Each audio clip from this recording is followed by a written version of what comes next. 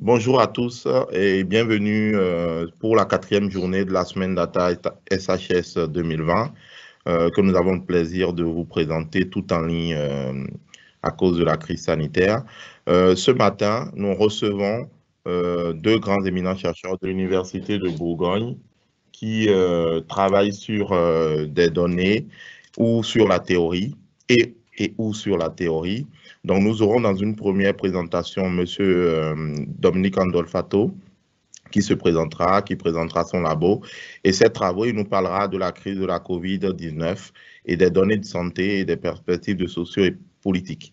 Et à la suite de cette présentation qui s'achèvera autour de 10h30, nous aurons une seconde présentation, donc il n'y aura pas de pause, de M. Louis de Ménard qui nous parlera de la méthode biproportionnelle et des tableaux de contingence. Donc ça sera la théorie statistique, ce qui va nous redonner un peu, nous replonger un peu dans la théorie, ce qui n'est pas mal pour la plateforme.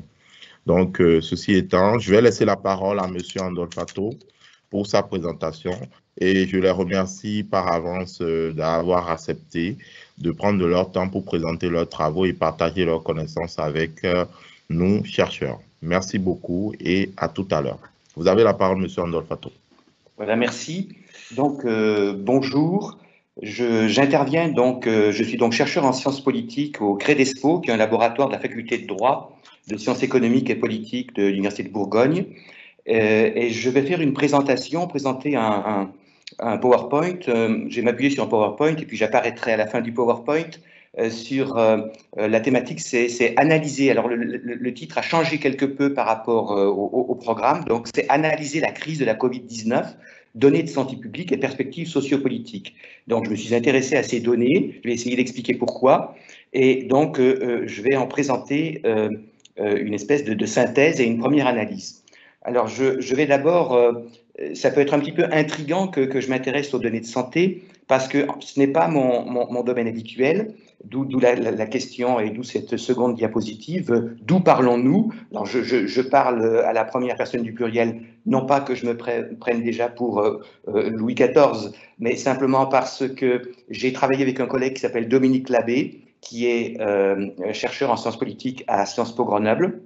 Et habituellement, avec lui, je travaille sur le syndicalisme, sur les relations du travail, sur l'histoire, la sociologie, le droit du syndicalisme. J'ai beaucoup publié avec lui, notamment nos derniers ouvrages, c'était autour de la démocratie sociale, c'était une étude également sur les chemins de fer et les relations sociales, et on prépare un nouveau livre sur la sociologie du syndicalisme qui paraîtra prochainement aux presses universitaires de Grenoble. Donc, les données de santé, ce n'est pas notre terrain habituel. Alors, pourquoi est-ce qu'on s'est intéressé à ces données de santé alors que l'on est spécialisé sur un tout autre terrain? Et on sait qu'en France, quand on est dans une case, c'est difficile d'en sortir. Alors, pourquoi est-ce que l'on a fait ça? Je passe à une troisième diapositive. C'est vrai qu'au contraire de tous ceux qui ont commenté cette crise, Dominique Labbé et moi, chercheurs en sciences politiques, nous sommes donc ni infectiologues, ni immunologistes, ni microbiologistes, ni médecins, toutes ces professions qui ont envahi l'espace public cette année, comme s'il y avait émergé une espèce de nouveau biopouvoir. Mais donc pourquoi est-ce qu'on est intéressé à ça en n'étant pas médecin ni spécialiste de données de santé? C'est parce qu'il y a eu cette crise inouïe de la COVID-19. On n'avait jamais rien connu de tel, on ne pensait pas connaître une crise pareille. Et donc, il y a eu un certain intérêt de notre part pour essayer de comprendre cette crise, pour essayer de l'analyser. Je mets une petite citation en haut de cette troisième diapositive pour essayer de comprendre notre état d'esprit, même si on ne se considère pas vraiment comme des savants, mais je donne une citation de Victor Hugo qui dit « Dans les ténèbres », on est un peu dans les ténèbres face à cette crise du Covid ou de la Covid, le savant conjecture, le chercheur essaie de comprendre en quelque sorte, et l'ignorant consent et tremble. Et on a trouvé que cette citation convenait bien à la situation actuelle et reflétait assez bien notre état d'esprit. Nous avons voulu comprendre cette crise sanitaire, analyser les données. Beaucoup de données ont été publiées, parce qu'on a eu le sentiment que finalement ces données intéressaient, sauf à donner chaque soir le nombre de morts, il n'y avait aucune remise en perspective véritablement, il n'y avait pas vraiment de comparaison départementale, alors qu'on a des données pour tous les départements sur pas seulement la mortalité. Et donc on a essayé donc d'analyser ces données, d'étudier cette crise, mais non pas en tant que médecin, mais avec les outils du sociologue politique, c'est-à-dire en combinant de l'analyse quantitative. Le sociologue politique, sociologue électoral par exemple, ou sociologue des relations du travail, s'appuie souvent sur beaucoup de données quantitatives, comme le font les infectiologues, les immunologistes ou les microbiologistes, et puis également de l'étude documentaire, qu'est-ce qui se publie, quels sont les travaux, etc. Donc, on a eu le sentiment qu'on avait une certaine légitimité à enquêter sur cette crise, même si c'est pour nous pas l'essentiel de ce qu'on fait habituellement, ni de ce qu'on continue à faire. Et donc, ça nous a conduit à publier plusieurs articles sur le sujet, tous dans la même revue. On a publié sur cette crise sanitaire 6 articles relativement longs qui sont parus, on peut les trouver en ligne, ils sont parus dans une revue qui s'appelle la Revue politique et parlementaire. C'est une vieille revue de sciences sociales qui remonte au 19e siècle. À l'origine, c'était plutôt une revue dans laquelle s'exprimaient des personnalités politiques. Par exemple, le colonel de Gaulle, dans les années 30, exposait dans cette revue ses idées sur l'armée moderne. Et en fait, depuis les années 50, depuis l'après-guerre, cette revue a été beaucoup investie par des spécialistes de sciences politiques qui publient régulièrement des papiers sur l'actualité politique. Donc, nous avons publié 6 articles dans cette revue qui essayent d'analyser quantitativement cette crise. On a même publié un 7e à la fin de l'été, mais finalement, nous avons retiré cet article parce que les données sur lesquelles on s'appuyait avaient été corrigées entre-temps par l'émetteur qui était le gouvernement suisse et n'étaient plus valables pour notre démonstration. Et donc, au bout d'une journée, on s'est aperçu qu'il y avait un problème avec ces données qu'on avait utilisées, donc un article qu'on a retiré. Les 6 autres restent en ligne sur le site de la RPP. Ils ont été également déposés sur le site Archives ouvertes HAL, SHS qu'on peut se procurer, auquel on peut accéder facilement. Voilà. Mon développement va donc s'appuyer sur les données qui sont dans ces 6 articles qu'on peut retrouver, et ces données, je les ai également actualisées. Le plan que je vais suivre, mon propos va se développer en 4 parties. J'espère que tout le monde m'entend et que vous pouvez me suivre. C'est un petit peu frustrant, vous ne me voyez pas, je ne vous vois pas. Tout ça est un petit peu virtuel, un peu bizarre. Absolument. Les participants vous voient, vous ne les voyez pas, mais ils vous voient, ils sont connectés, ils vous entendent. Ok, ça marche. Donc, le plan, mon plan, c'est le plan que je vais suivre, donc 4 parties. Une remise en contexte historique de la crise sanitaire de 2020, l'analyse de la mortalité liée à l'épidémie Covid, l'analyse géographique de cette mortalité, ce qui me semble avoir été assez peu fait, puis un bilan provisoire en décembre, à la date d'aujourd'hui, de cette épidémie, quelques éléments de conclusion. Donc, commençons par une remise en contexte historique. Un des premiers problèmes qu'on a été confrontés avec mon collègue Dominique Labbé, ça a été de mesurer l'ampleur de cette crise sanitaire. Et en général, les crises sanitaires, on les appréhende à travers les données de surmortalité. Est-ce que la mortalité est supérieure à ce qu'on observe habituellement lors des années antérieures?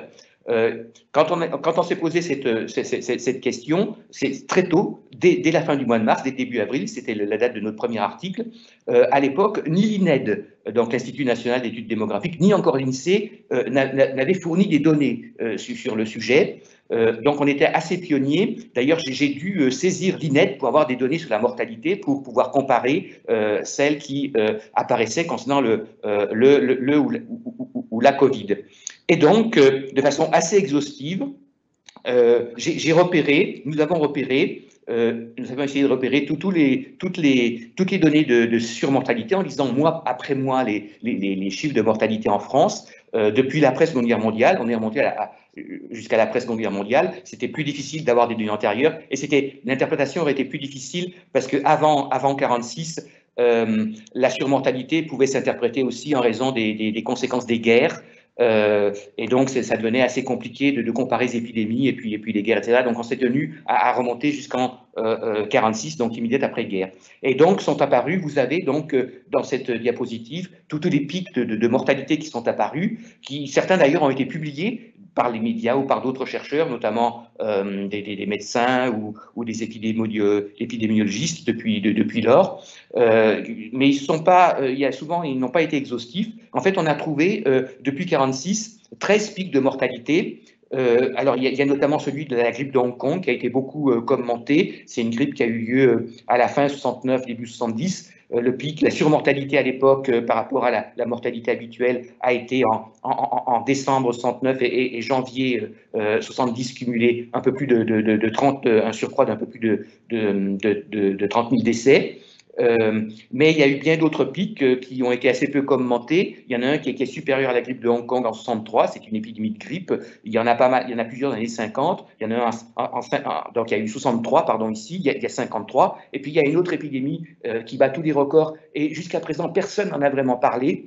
Il y a peu d'informations sur cet épisode de grippe. C'était apparemment un épisode de grippe où il y a eu à l'époque plus de 60 000 morts en janvier, entre décembre 48 et février 49. Donc un surcroît de mortalité très important, pratiquement le double de celui qu'on a connu en France en avril dernier, et qui restera même supérieur probablement à celui de toute l'année 2020. On va probablement, lors de cette année, dépasser les 40, voire 50 000 morts, mais on ne va pas dépasser donc les 60 000 de 48-49. Donc voilà, une remise en perspective qui permet d'évaluer en quelque sorte l'impact dans la population de cette épidémie de 2020. Donc 2020, c'est représenté avec les deux bâtonnets rouges. Il y a eu pour le moment, et probablement qu'il n'y en aura pas d'autres, ou alors on sera en 2021. En 2020, il y aura eu donc deux pics de cette épidémie et deux pics de surmortalité. L'un en mars-avril, avec un surcroît de décès par rapport aux années précédentes qui est pas tout à fait, qui est légèrement inférieur à 30 000, autour de 26-27 000, et probablement que le second pic à l'automne, qui n'est pas encore tout à fait terminé, mais les choses sont en train de rentrer dans l'ordre, un pic légèrement supérieur à 20 000. Et donc, à l'arrivée, en cumulant ces deux pics, on aura un surcroît de mortalité sur l'année de l'ordre de 41 000 à 44 000. Alors, vous allez me dire, vous nous avez dit 27 plus 23, ça devrait faire 50. Mais en fait, d'autres mois en 2020, cette année, ont été, par rapport aux années antérieures, un peu moins mortifères. Il y a eu une mortalité qui a été un petit peu plus faible, notamment les premiers mois de l'année. La mortalité a été très faible en France. Et donc, du coup, ça réduit l'impact de la mortalité en mars-avril et octobre-novembre de cette année par rapport à toute l'année. Bon, j'espère que je suis assez clair. Je poursuis ma remise en perspective. Donc, on a redécouvert certains pics de mortalité dans un passé plus ou moins lointain, et dont encore personne, à mon avis, n'en a vraiment parlé. Notamment, on a redécouvert ce pic de surmortalité de 49, une épidémie de grippe qui semble oubliée. Certains commentateurs dans les médias à l'époque parlaient d'une grippe italienne. Je ne sais pas si cette dénomination était officielle ou simplement un propos de journalistes. Peu d'informations sur cette épidémie de grippe à l'époque. Elle a été assez peu commentée dans la presse, dans les immédiats après-guerre. On a trouvé tout de même une toute petite synthèse de quelques lignes dans le journal de l'INED qui s'appelle Population, numéro 1250, donc qui analyse un peu cette épidémie et qui explique que cette épidémie est une maladie de l'appareil respiratoire d'origine non tuberculeuse qui accompagnait une épidémie de grippe. Et qui a hâté le décès de nombreux vieillards. Je cite l'INED à l'époque, et ça nous a semblé assez proche de ce qui se passe actuellement. Il y a eu d'ailleurs à l'époque différents sketchs autour de cette épidémie qu'on a retrouvés, etc., d'où l'illustration de ma diapositive. Il y a eu donc d'autres épidémies qui ont fait date dans les années 50-60. Vous trouvez dans cette diapositive l'évocation de quelques-uns des principaux pics épidémiques que j'évoquais tout à l'heure, 53. En fait, même à l'INED, qui est pourtant notre institut d'études démographiques, il y a 53, l'épidémie passe complètement inaperçue. Ça apparaît dans les chiffres, mais on n'a trouvé aucune analyse rétrospectivement. 63, elle fait l'objet de quelques commentaires par l'INED et dans la presse. Et celle qui a été le plus commentée jusqu'à présent, mais qui finalement a été un peu oubliée dans les mémoires, c'est donc la fameuse épidémie de grippe de Hong Kong, 69-70. Par contre, ce qu'on appelle parfois l'épidémie de grippe asiatique, autour de 57, n'apparaît pas dans les statistiques et on n'a pas trouvé de commentaires dans les études autour de 57, et ça n'apparaît pas dans nos données qu'on a pu recueillir comme un pic épidémique, en tous les cas en France. Donc voilà pour les principaux pics, avec une illustration extrait du journal Paris Presse. La presse régionale en 69-70 a beaucoup écrit, il y a eu pas mal d'articles autour de la grippe de Hong Kong, mais la presse nationale en a très peu parlé. Donc on a mis en illustration un article de la presse régionale en 69 qui évoque la grippe de Hong Kong et certaines perturbations, notamment à la SNCF.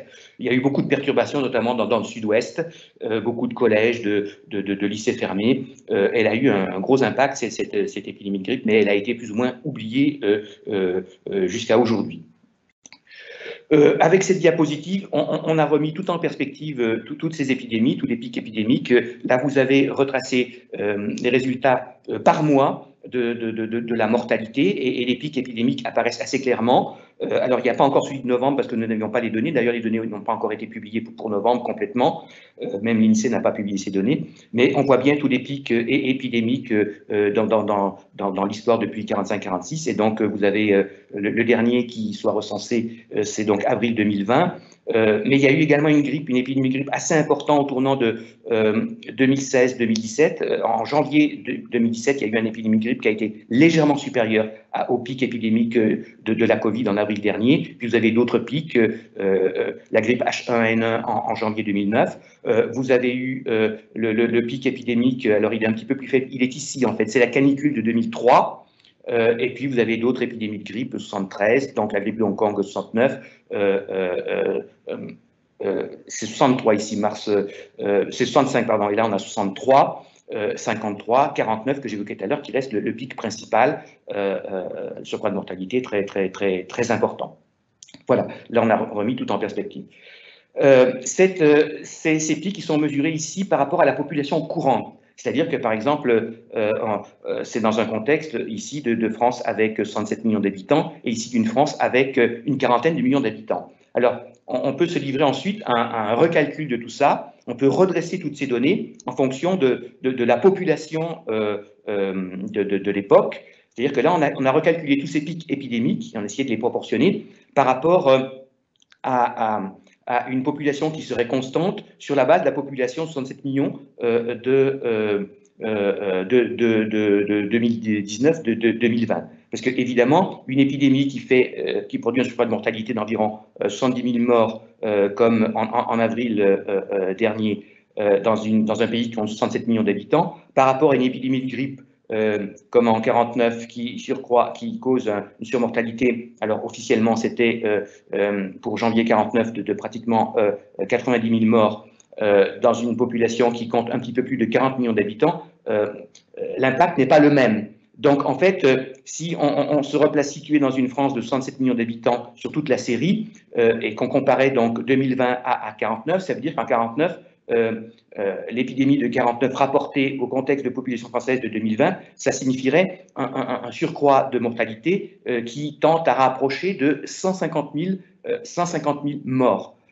Et donc, ça redimensionne l'impact du pic épidémique de 2020 avec nos un peu moins de 70 000 morts.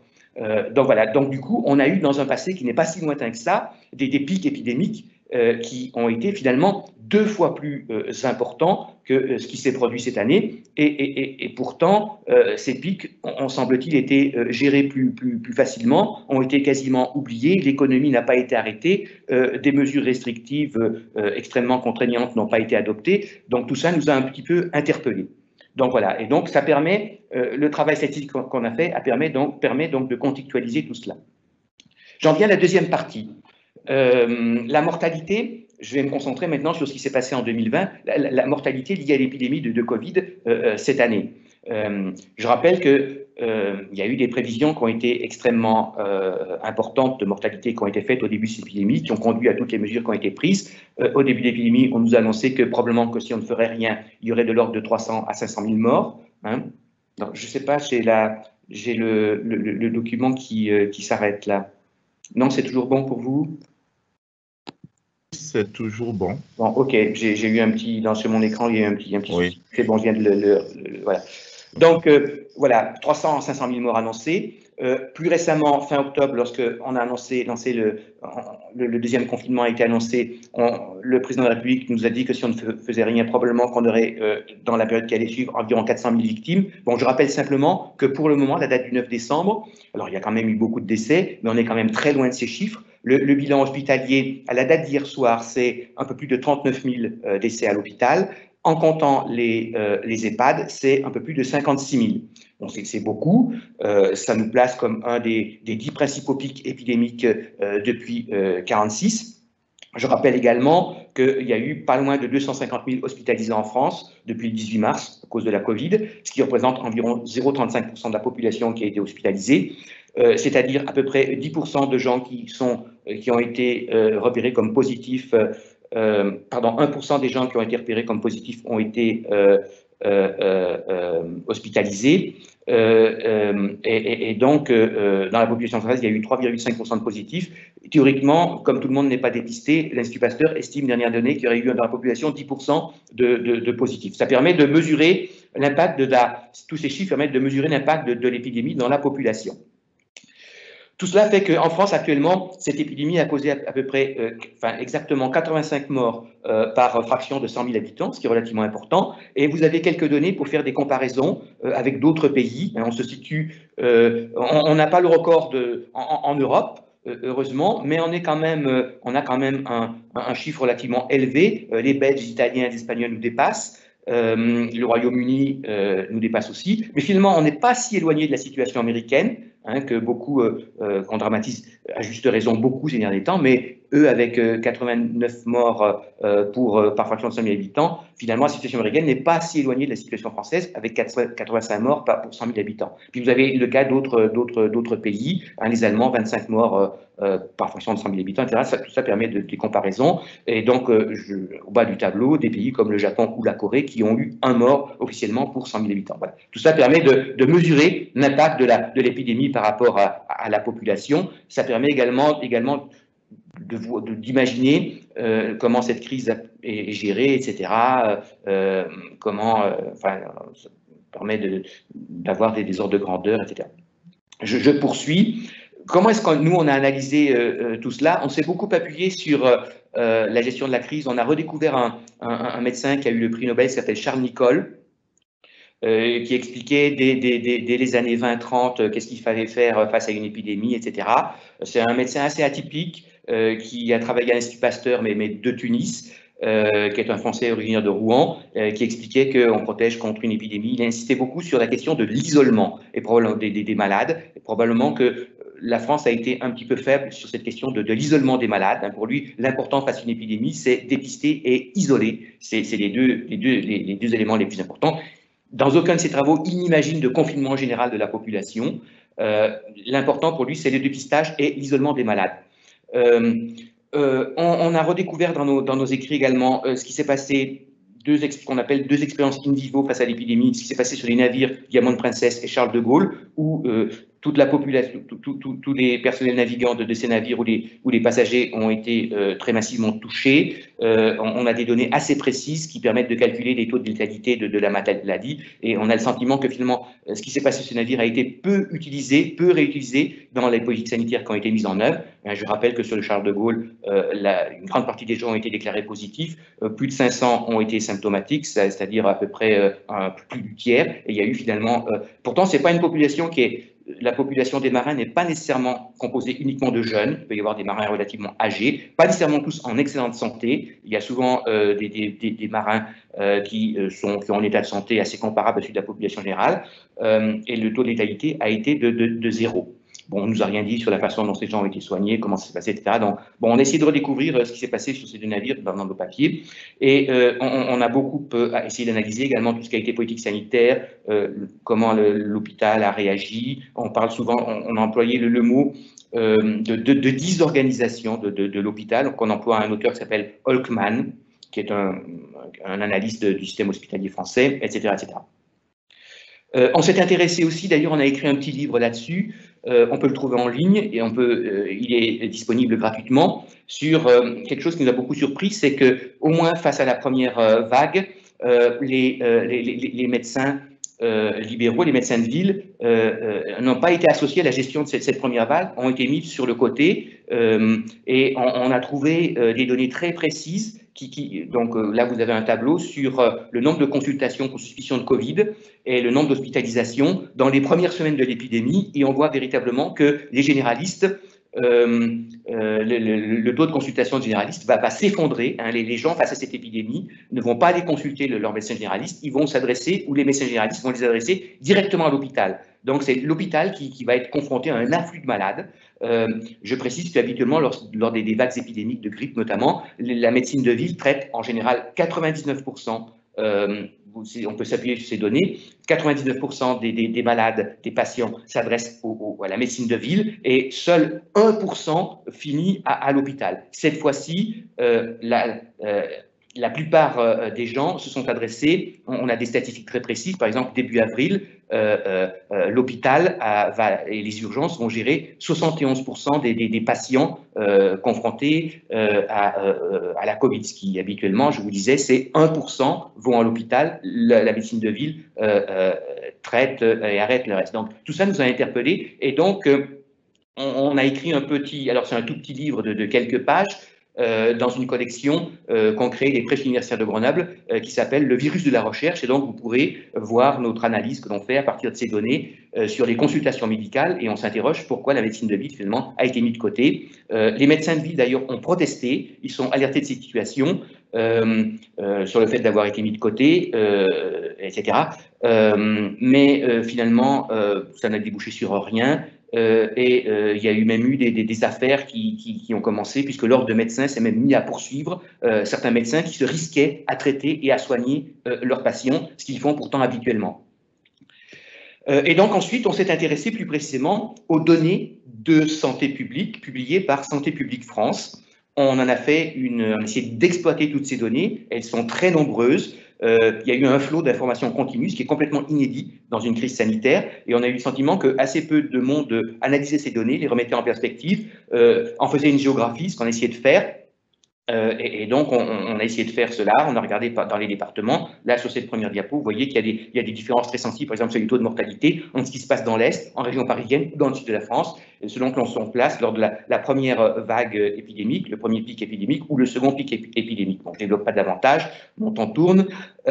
Et donc, par exemple, on a vu, et c'est ce que je dis dans cette diapositive, par exemple, on a vu quelque chose qui nous a beaucoup surpris, et finalement, il y a eu assez peu de commentaires là-dessus, à rebours de ce que beaucoup ont dit. Le département, par exemple, de la Seine-Saint-Denis, contrairement à beaucoup d'affirmations, voire des papiers de presse, etc., le département de la Seine-Saint-Denis n'a pas été plus affecté que les autres, il a même été plutôt moins affecté que les autres, et c'est un des départements de la région parisienne qui a été le moins affecté par la maladie.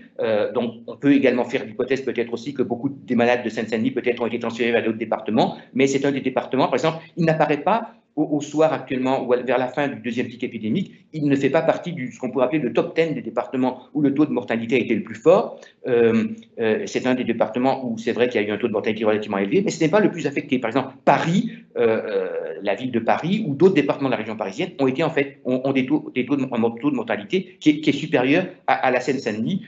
Dans le diaporama que j'ai préparé, vous trouverez les données si je n'ai pas le temps de m'y arrêter. J'en viens à une troisième partie, il faut que j'avance.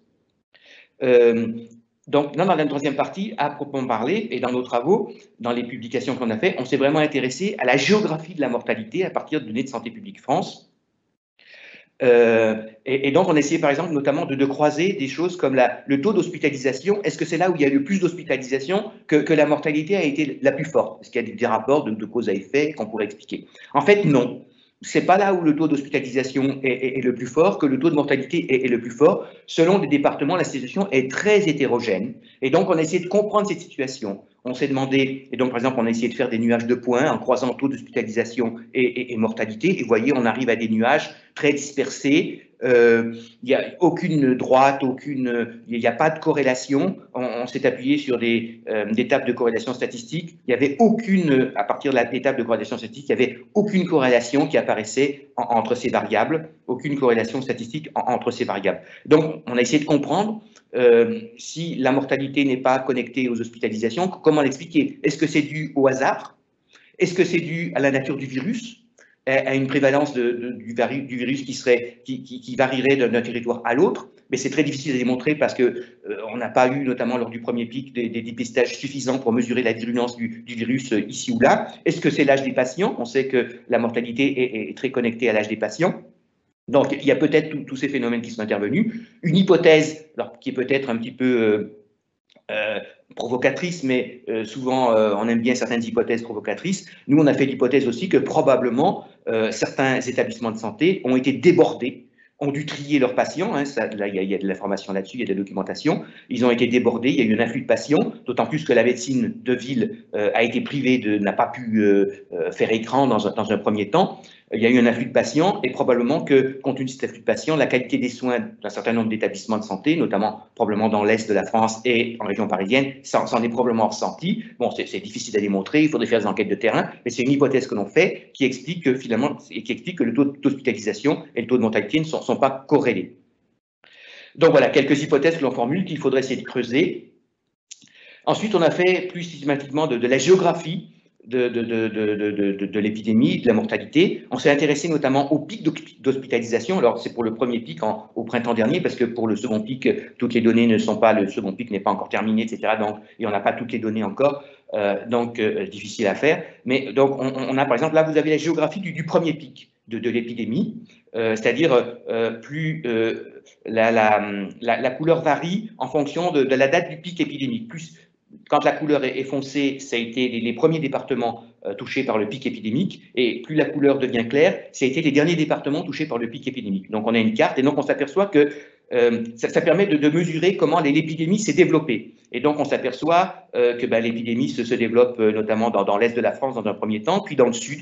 Hein, voilà, il y a des territoires. Alors, on a fait l'hypothèse que ce sont peut-être parce que ce sont des départements qui sont proches de l'Italie, de l'Espagne, qui ont été touchés plus tôt que nous, et donc finalement le virus se serait développé plus tôt dans ces régions dans un premier temps, et puis également dans l'Est où on sait qu'il y a eu un foyer autour de Mulhouse. Donc voilà, on a comment l'épidémie émerge en France, hein, dans les départements qui sont ici les plus sombres.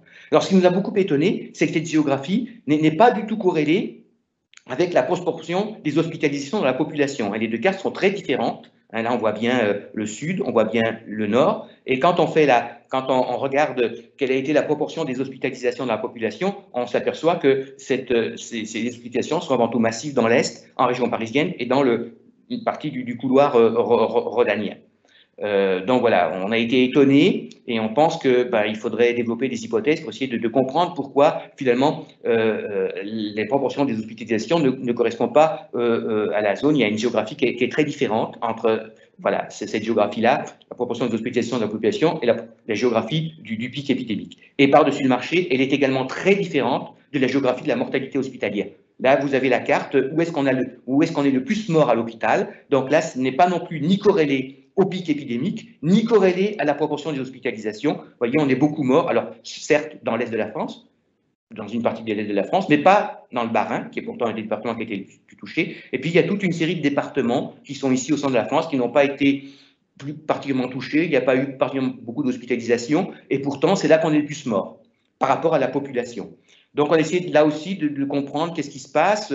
Bon, alors on formule des inégalités, il y a probablement des choses qui sont plus souterraines, qui feraient que la population inégale face aux épidémies, face à la maladie, peut-être une population qui est plus âgée, et cette population mal âgée est mal accompagnée par la médecine, peut-être une population également plus pauvre et qui se défend mal face à l'épidémie, peut-être des défaillances dans ces départements du système médical, ou plus de déserts médicaux qu'ailleurs. Bref, il y a sans doute, voilà. Ce qu'il faut retenir, donc, finalement, c'est que la géographie du pic épidémique, la géographie des hospitalisations et la géographie de la mortalité sont très différentes. Il n'y a pas de connexion, c'est pas facile à interpréter. On a essayé justement, on a poursuivi à travers des analyses de nuages de points, essayer de comparer donc ce qu'on appelait le stress hospitalier avec la mortalité. C'est-à-dire que, est-ce qu'il y a un lien entre le pic, j'en reviens toujours à cette histoire, le pic hospitalier, la densité des hospitalisations et la mortalité, et on s'aperçoit, là on a fait un nuage de points avec les départements qui comportent qui ont eu le plus grand nombre de malades, qui ont été apparemment donc massivement le plus touchés par la maladie, et on s'aperçoit que de nouveau, c'est difficile de trouver un lien entre hospitalisation et mortalité. Mais on s'aperçoit aussi que, par exemple, Paris, il y a eu beaucoup d'hospitalisations et une mortalité relativement importante. Par contre, la Seine-Saint-Denis, l'hospitalisation a été un peu moins importante proportionnellement qu'à Paris et la mortalité est un petit peu plus faible, etc. Donc il y a quand même des choses étonnantes qui apparaissent et qui sont contradictoires par rapport à certaines analyses un petit peu rapides ou des propos de presse ou sur des plateaux de télévision qui ont été tenus. Enfin voilà, donc on poursuit cette analyse qui est de la diapositive précédente ici. C'est là qu'on développe que finalement Paris a une mortalité en région parisienne qui est supérieure à celle d'autres départements. La Seine-Saint-Denis est dans une tendance plutôt moyenne. La mortalité est plus forte dans le Val d'Oise et en Seine-Maritime, en Seine-et-Marne, pardon, etc. Donc voilà, il y a en région parisienne des choses assez bizarres qui se passent et qui ne correspondent pas à la fin du premier pic épidémique, à beaucoup de commentaires qui ont pu être faits, voire des papiers de presse qui ont été développés. Je poursuis et je vais arriver là. Alors après, on a essayé d'analyser certaines données par sexe et par âge. On sait que les hommes ont été plus touchés par cette épidémie et les personnes plus âgées également plus affectées. C'est très clair, les données de Santé publique France le montrent clairement. Donc on a essayé d'analyser tout cela. J'avance. Et donc j'en viens à la quatrième et dernière partie de mon propos. Quel bilan provisoire faire de l'épidémie? J'évoquais cela tout à l'heure, on a classé les départements ici par taux de mortalité pour 10 000 habitants, et non plus pour 100 000 habitants, pour 10 000 habitants, et à la suite du premier pic et à la suite de ce qu'on appelle le second pic. Les classements des départements sont, à la suite des deux pics, les choses sont assez similaires. On s'aperçoit tout de même qu'à la suite du second pic, certains départements qui étaient dans le top 10 ou le top 10 du premier pic disparaissent. Par exemple, la Seine-Saint-Denis est sortie des départements les plus affectés, encore une fois, le Val d'Oise aussi, etc. Par contre, Paris reste. On s'aperçoit que les Bouches-du-Rhône sont toujours assez loin, donc lors du premier pic, ils sont assez loin, ils sont seulement le 30e le plus affecté. Il reste, bien qu'ils aient été très touchés par le deuxième pic, que le 20e département, assez loin de certains départements de la région parisienne. Donc il y a des choses assez étonnantes qui apparaissent et qui mériteraient d'être approfondies, que l'on présente rapidement ici. On s'est intéressé aussi, les données de santé publique permettent également de voir quel a été le taux de mortalité par rapport aux gens qui sont hospitalisés, comment ça a évolué. Alors là, vous avez le calcul indirectement de l'évolution du taux de mortalité, c'est un petit peu compliqué, mais c'est la façon dont l'université Johns Hopkins calcule cette question de la mortalité. Cette université américaine est un petit peu le centre statistique pour analyser l'épidémie du Covid. Alors eux, ils font, pour calculer l'efficience des systèmes de santé, ils calculent un rapport entre ce qu'ils appellent les retournés, les personnes retournées, autrement dit les personnes qui sortent de l'hôpital en étant a priori plutôt guéries, mais on préfère le mot retourné parce qu'il peut toujours y avoir des complications ensuite, les personnes donc qui rentrent chez elles et les personnes décédées. Et alors, il y a un petit souci, j'ai l'impression, ça revient.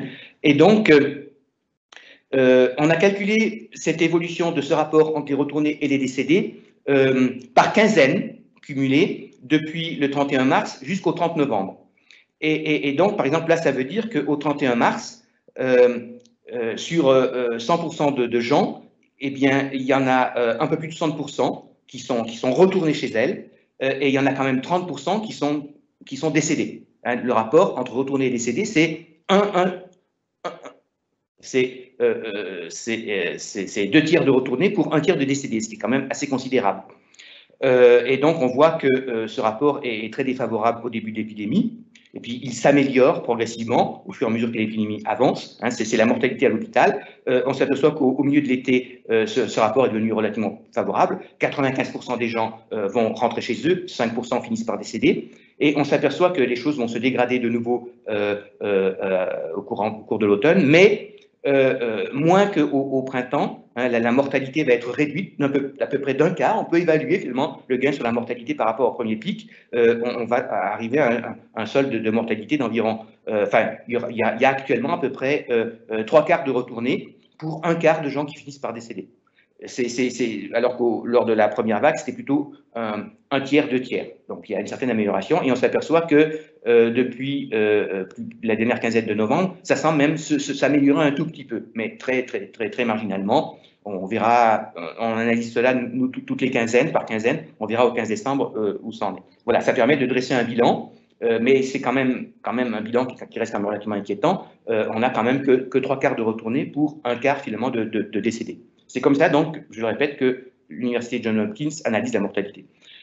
J'ai pratiquement terminé. Vous trouverez, puisque vous aurez à votre disposition ce diaporama, vous avez ici le même type d'information mais c'est les entrées et les sorties à l'hôpital, en rouge les entrées, en vert les sorties. C'est une courbe, les moyennes sont lissées, parce que les données quotidiennes sont très en dents de scie, les moyennes sont lissées sur 7 jours, ce sont des moyennes mobiles, et en fait, donc, les deux courbes sont différentes, et les écarts entre le vert et le rouge, et c'est là aussi de nouveau la mortalité. Et on retrouve la proportion souvent de premier pic, un tiers de morts pour 2 tiers qui finissent par sortir, et là on est passé plutôt à 3 quarts, 1 quart. Bon, vous analyserez ces données. J'en viens à la conclusion. J'ai été un petit peu bavard. Il y a beaucoup d'informations, beaucoup de données. Toutes ces informations, en fait, et toutes ces données qu'on a essayé plus ou moins de tordre, d'analyser, de faire de la géographie, etc., tous ces résultats nous permettent nous ont conduit à beaucoup nous interroger sur certains choix politiques, de politique publique qui ont été faits face à cette épidémie, face à ce qui nous a semblé l'exagération de certains risques quand on compare à des épidémies antérieures. Parfois un peu l'infantilisation également des patients, de la population, etc. On s'est beaucoup interrogé, on n'est pas les seuls, sur la question de l'hospitalocentrisme dans nos politiques de santé. Pourquoi finalement c'est l'hôpital qui a été placé au premier plan, notamment lors de la première vague, et la médecine de ville a quasiment disparu. Tout ça conduit également à nous intéresser, à poser la question de désorganisation. Je reprends un terme d'un spécialiste des politiques de santé de notre système de sanitaire en France. Pour creuser toutes ces questions, parce qu'on n'est pas les seuls à les aborder, il faut se plonger. Il commence à y avoir quelques travaux qui sont publiés, notamment des auteurs de Sciences Po Paris, du CSO, Bergeron, Boras, etc., qui ont publié qui ont dit que la crise de la Covid, c'était avant tout une crise de l'organisation hospitalière de nos politiques de santé. Le rapport Pittet, qui a été publié plus récemment, qui interroge également cette dimension organisationnelle.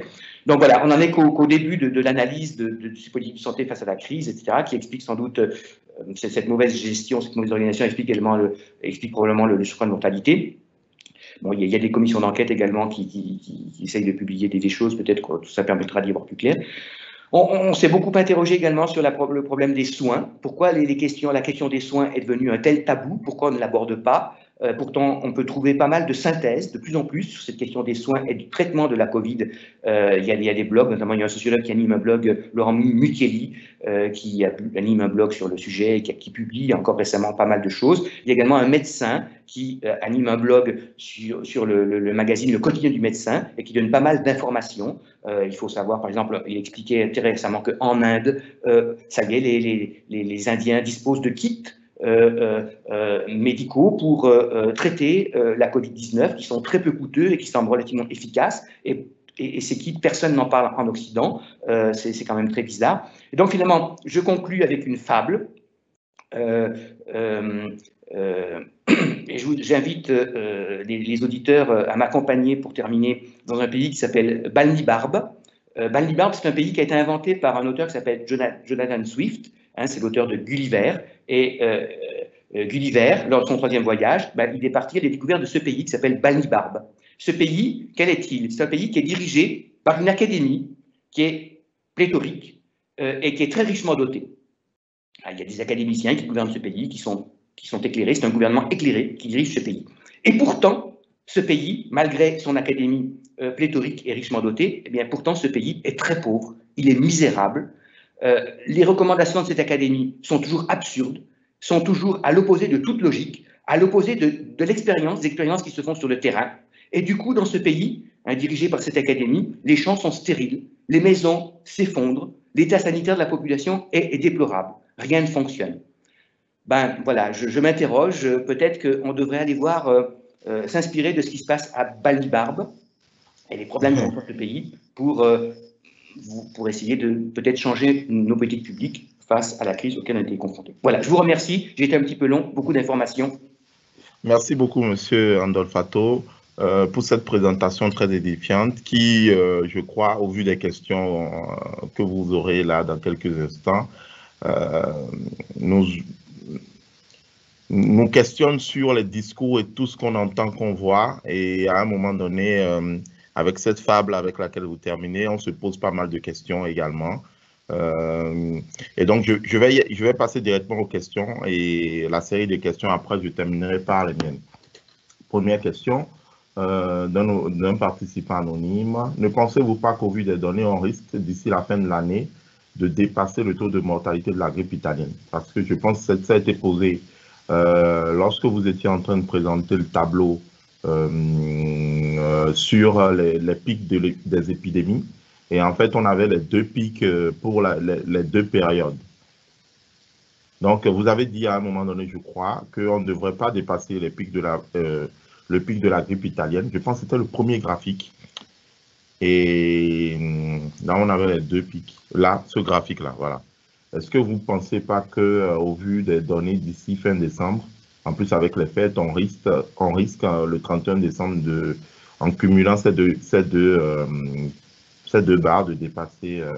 Alors, je réponds. Alors, je fais pas de prophétie, je fais pas de prévision. Voilà. Je peux simplement dire que actuellement, en fonction des choses dont elles évoluent, j'ai fait cette prévision ici. Je dis que je fais pas de prévision, pourtant j'ai tenté une. Si je cumule les deux pics, hein, j'ai calculé cela il y a vraiment hier ou avant-hier. Actuellement, on est 2020, on s'oriente vers une surmortalité d'un peu plus de 40 000 morts par rapport aux années antérieures. C'est beaucoup, mais vraiment pour que... Alors, j'ai une fourchette entre 41 et 44 000 morts, peut-être ça pourrait être 45 000 morts, mais il faudrait vraiment une hécatombe, me semble. On est quand même déjà pratiquement à la mi-décembre. On est sur une moyenne actuellement d'environ 300 morts pour la Covid par jour. Bon, il faut bien voir que ce chiffre, par les autres années, il y a également des morts pour grippe, etc. Donc, tout ça ne s'ajoute pas. Il faudrait vraiment qu'il y ait une hécatombe d'ici la fin du mois de décembre pour vraiment dépasser, pour arriver aux 60 000. Là, on est à 40 000. Pour arriver aux 60 000 de 49, heureusement, ça va être difficile. D'accord, ok. Merci. Deuxième question. Pensez-vous que la période hivernale a accentué l'augmentation de l'épidémie? Donc, en comparaison données printemps et automne, ou est-ce dû à une mauvaise gestion?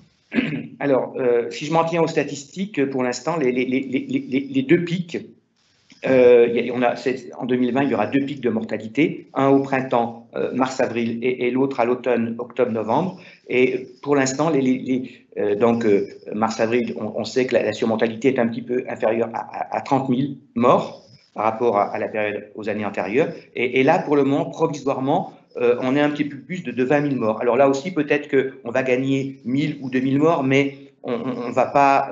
Il est probable que le second pic restera légèrement inférieur à celui du printemps. D'accord. Troisième question, qu'est-ce qui explique cette disparité en Europe? Est-ce que vous avez présenté des données européennes? Justement, c'est difficile. C'est difficile à interpréter. Ce qui m'étonne, c'est que, par exemple, on n'a aucune étude sérieuse, ou même simplement un papier de presse ou des papiers de presse qui essayent de nous expliquer pourquoi en Allemagne, on n'en est qu'à 25 morts pour 100 000 habitants et pourquoi en France, on est à 85. Pour moi, ça reste un mystère.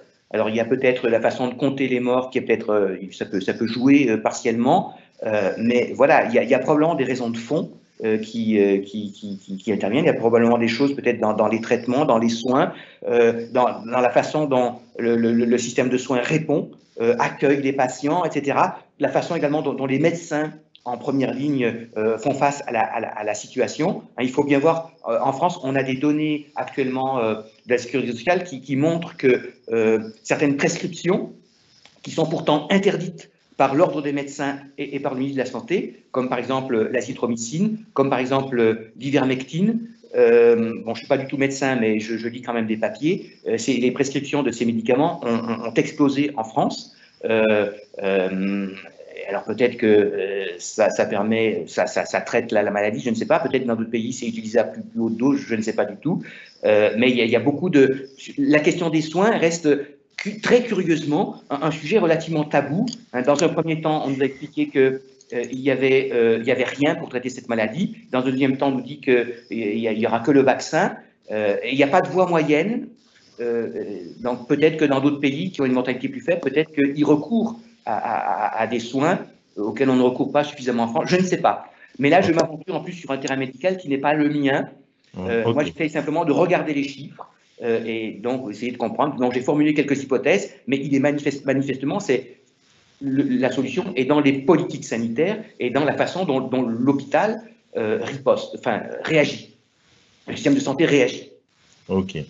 Une autre question, mais je pense que vous avez déjà répondu dans votre présentation. Pourquoi en général les médias ne tiennent pas un discours en présentant les données de manière relative?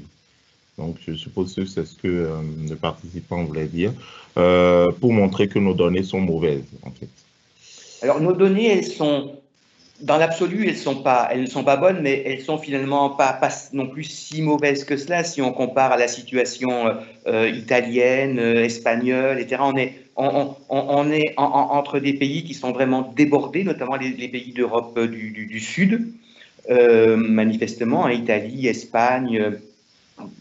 L'Angleterre également a des résultats qui sont un petit peu moins bons enfin, qui sont pires que les nôtres. Bon, nous, on est dans on est dans un entre-deux. Nous, on a surtout focalisé, et le directeur général de la santé, surtout focalisé sur les valeurs absolues. C'est vrai qu'en fait, un chiffre dans l'absolu ne veut rien dire. Il faut toujours le rapporter, soit à une donnée plus ancienne historique, soit à une comparaison dans l'espace. Et donc, c'est un petit peu le reproche qu'on pourrait faire à ceux qui font la politique de santé, c'est qu'ils prennent les données de façon absolue, sans les rapporter à d'autres données. Et du coup, quand on prend les données de façon absolue, on peut leur faire dire n'importe quoi. On peut faire qu'elles vont traduire la peur, et avec la peur, on va faire accepter un peu n'importe quoi aux individus. Il faudrait, voilà. Et puis en fait, quand on les rapporte à d'autres informations, ces données vont permettre de voir si le système médical, le système de santé est efficient ou pas. Donc en fait, voilà, j'ai l'impression que les données, elles sont assez mal utilisées par nos officiels, parce qu'elles sont utilisées de façon absolue. Et elles ne sont rapportées ni à des événements historiques, ni à ce qui se passe dans d'autres pays. Enfin, voilà ce que je pourrais répondre. Ok. J'ai un auditeur, Adri, il mettait en commentaire des organisations de l'hôpital. Quand on connaît l'horreur bureaucratique de l'hôpital public, je trouve plutôt qu'ils ont été très réactifs, ouvrant des lits de réa, innovant avec des bouts de chandelle, dans un contexte de manque de matériel et de protection, face à une maladie que personne ne connaissait à l'époque. Il ne faut pas exagérer. Bon, c'était un commentaire. Voilà, c'est un commentaire, mais je le partage, ce commentaire. Quand je dis que l'hôpital n'a pas été suffisamment réactif, c'est l'hôpital globalement. Je ne vise pas les hôpitaux. Je sais bien que sur le terrain, les hôpitaux ont essayé de faire le maximum. Ça, c'est certain. Mais ils sont pris dans un système qui les a placés dans une situation très, très difficile. Donc voilà, il faut faire la différence entre ce que j'appelle l'hôpital et l'hospitalocentrisme d'un côté, et de l'autre côté, les hôpitaux concrètement. Voilà. Quand je mets en cause l'hôpital, ce n'est pas dire que je mets en cause les hôpitaux. Je ne sais pas si vous comprenez la nuance. D'accord. Je pense qu'on a compris la nuance. Il voudrait, le même auditeur, est-ce que vous avez standardisé tous vos taux, prévalence et mortalité, sur l'âge et le sexe? Alors, les données que vous avez eues, là, ce sont des données, quel que soit le sexe et quel que soit l'âge. Quand on fait de la géographie, etc., il n'y a pas de... donc là, on s'est intéressé quand on calcule des taux de mortalité, on ne s'intéresse pas au sexe ou à l'âge. Enfin, quand je vous dis en France, il y a 85 morts pour 100 000 habitants, c'est toute catégorie confondue. Maintenant, dans nos écrits, dans quelques pages, parfois, on a focalisé sur la mortalité par certaines catégories d'âge. Il faut bien voir que la mortalité, en fait, elle explose dans cette épidémie à partir de 75-80 ans. En dessous de 100 ans, elle est très négligeable. Elle ne s'est d'ailleurs pas aggravée, contrairement à ce qui a été dit à partir de l'automne. La mortalité en dessous de 100 ans, elle est pratiquement nulle. Elle commence à se développer après 100 ans et elle explose vraiment autour de 80 ans. Donc, ce n'est pas au centre de nos recherches, cette question, mais évidemment, quand on fait des focus sur certaines populations, on standardise en fonction de l'âge ou en fonction du sexe, etc. Ok. Le même auditeur. Avez-vous fait la carte de la mortalité rapportée à la population générale des départements? Oui, bien sûr. C'était cette carte-là qu'on a trouvée très étonnante. C'est celle-ci. Hein. C'est à l'issue du premier pic. Hein, à l'issue du premier pic. Je ne sais pas si vous la voyez. Oui.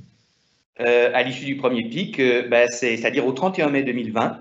parce qu'on ne peut pas encore faire la carte de la mortalité à l'issue du second pic parce qu'il n'est pas terminé, mais voilà la mortalité. Ça nous a semblé très, très, très étonnant parce que ce ne sont pas les départements qui ont connu les plus hauts taux d'hospitalisation. Donc en fait, la mortalité n'est pas connectée manifestement avec la prévalence de l'épidémie. C'est-à-dire qu'on a pu mourir beaucoup, par exemple dans des départements de l'Ouest, on a pu mourir beaucoup dans des départements qui ont été finalement, par rapport à la population, hein, c'est une mortalité là qui est calculée par rapport à la population, et on a pu donc mourir beaucoup dans des départements qui ont été finalement assez peu affectés par la maladie, par rapport à d'autres départements de l'Est. Là, la maladie a été très prévalente, l'épidémie, il y a une prévalence très forte, donc là, c'est assez logique que le niveau de mortalité, mais là, c'est relativement peu logique, ou je ne sais pas ici, enfin voilà, dans ces départements-là, dans le Gard, dans le Gers, il y a des choses qui ne sont pas très compréhensibles, enfin, qui ne sont pas... C'est pas facile de les interpréter. Ok. Il reste 2 minutes. Une minute. Damien, il aimerait savoir s'il était légitime de comparer des épidémies sans réponse sanitaire majeure à une épidémie ayant donné lieu à un confinement généralisé, ayant permis d'éviter une saturation des services de réanimation. Est-ce qu'il est légitime de comparer les épidémies sans réponse sanitaire? Oui, bien sûr qu'il est légitime. On n'a pas à s'interdire quoi que ce soit.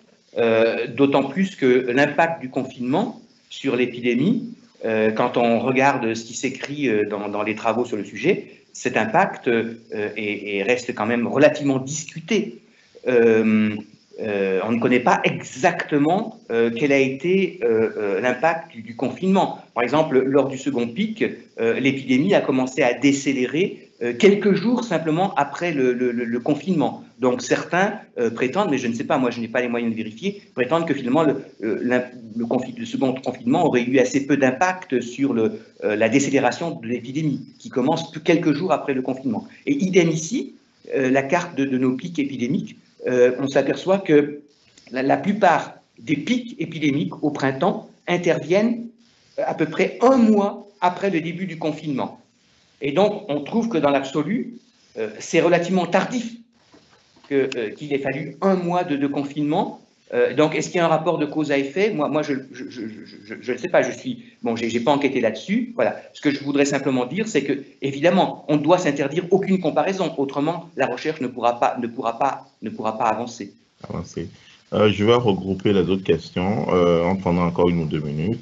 Monsieur de Ménard vous dit que c'est très intéressant. Par contre, faire attention aux comorbidités.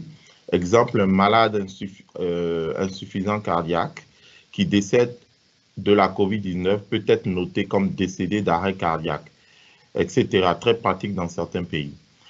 Également, il rajoute, sans compter la surmortalité hors système de santé qui fait que ces décès ne sont pas décomptés.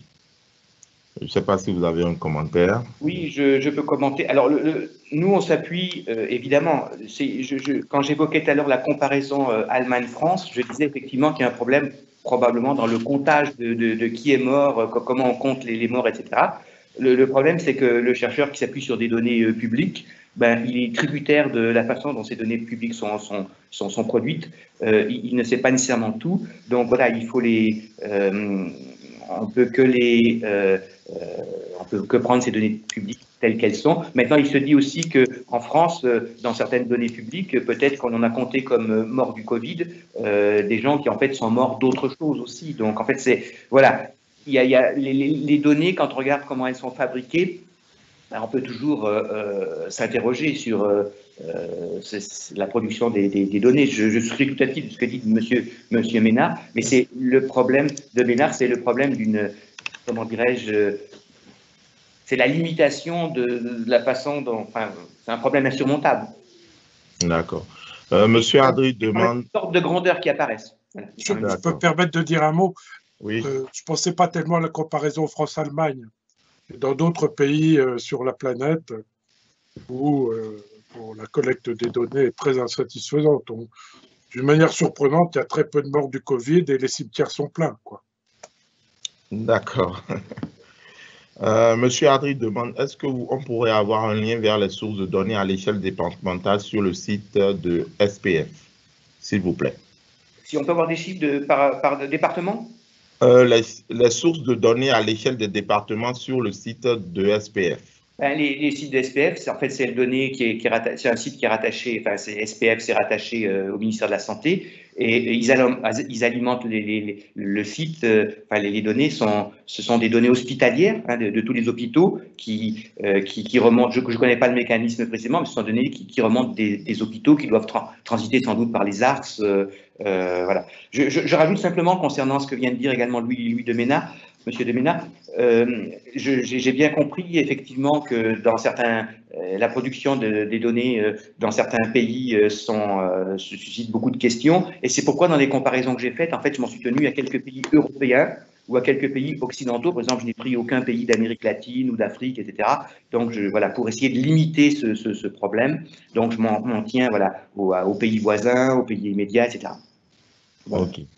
Ben, merci. Pour les autres questions, mes questions, je vais vous recontacter parce qu'on a débordé de plus de 4 minutes sur le temps qui nous est imparti. Le diaporama, il sera à disposition, hein, je vous l'enverrai, donc il peut être consulté. Je suis disponible pour répondre à des questions par écrit.